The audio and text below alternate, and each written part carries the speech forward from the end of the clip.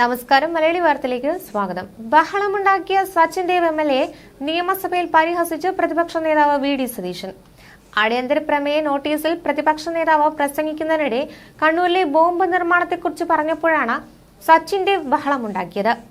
പരിഷ്കൃത സമൂഹത്തിന് അപമാനകരമായ കാര്യങ്ങളാണ് CPM ചെയ്യുന്നതെന്ന് പ്രതിപക്ഷ നേതാവ് പറഞ്ഞതാണ് സച്ചിൻ ദേവിനെ പ്രകോപിപ്പിച്ചത്.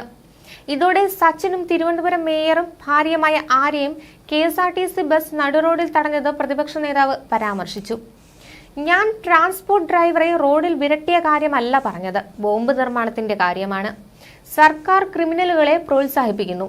സർക്കാരിന്റെയും പോലീസിന്റെയും ഒത്താശയോടെ നടക്കുന്ന ബോംബ് നിർമ്മാണത്തിൽ നിരപരാധികളാണ് മരിക്കുന്നത്. CPM ആയുധം താഴെ വയ്ക്കണം, ബോംബ് നിർമ്മാണം അവസാനിപ്പിക്കണം എന്നായിരുന്നു VD സതീശൻ പറഞ്ഞത്. സച്ചിനും കുടുംബവും കാറിൽ സഞ്ചരിക്കുന്നതിനിടെ ഓവർടേക്ക് ചെയ്ത KSRTC ഡ്രൈവർ അശ്ലീല ആംഗ്യം കാട്ടിയെന്ന് ആരോപിച്ചാണ് യൂണിവേഴ്സിറ്റി കോളേജിനടുത്തുള്ള ട്രാഫിക് സിഗ്നലിൽ ബസ് തടഞ്ഞത്. സച്ചിനും കുടുംബവും സഞ്ചരിച്ച വാഹനം ബസ്സിന് കുറുകെയിട്ടു. ഡ്രൈവർക്കെതിരെ മേയർ പരാതി നൽകി. ഡ്രൈവറും മേയർക്കെതിരെ പരാതി നൽകി.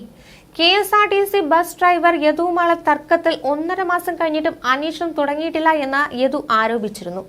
ആര്യ രാജേന്ദ്രനും ഭർത്താവും സുഹൃത്തുക്കളും ചേർന്ന് ഡ്രൈവറെ ഭീഷണിപ്പെടുത്തിയ സംഭവത്തിൽ തന്റെ പരാതിയിൽ പോലീസ് അന്വേഷണം നടത്തുന്നില്ല എന്നാണ് യദു ആരോപിക്കുന്നത്.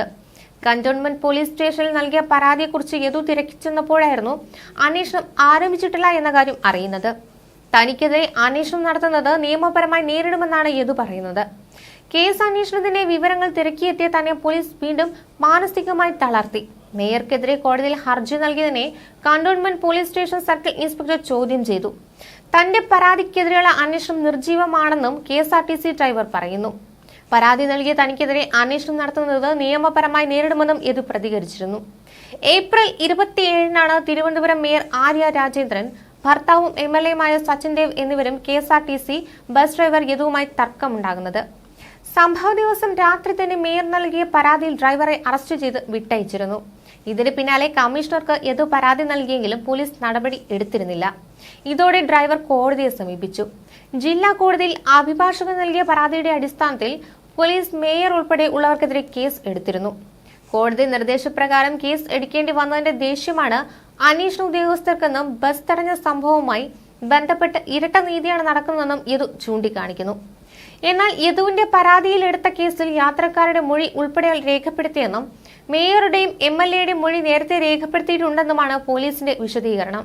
അതിനിടെ KSRTC ബസ്സിലെ മെമ്മറി കാർഡ് കാണാതായ കേസിലും ഊർജിതമായ അന്വേഷണം നടന്നു വരികയാണ്. കേസിൽ driver LH Yadu, conductor Subin, station master Lal Sajeev എന്നിവരുടെ മൊഴി പോലീസ് രേഖപ്പെടുത്തിയിട്ടുണ്ട്. മൂവരും നൽകിയ മൊഴി പോലീസ് വിശദമായി പരിശോധിച്ചു. KSRTC ഡ്രൈവർ തർക്കത്തിൽ KSRTC നടത്തുന്ന ആഭ്യന്തര അന്വേഷണവും പുരോഗമിക്കുകയാണ്. ന്യൂസ് ഡെസ്ക് മലയാളി വാർത്ത.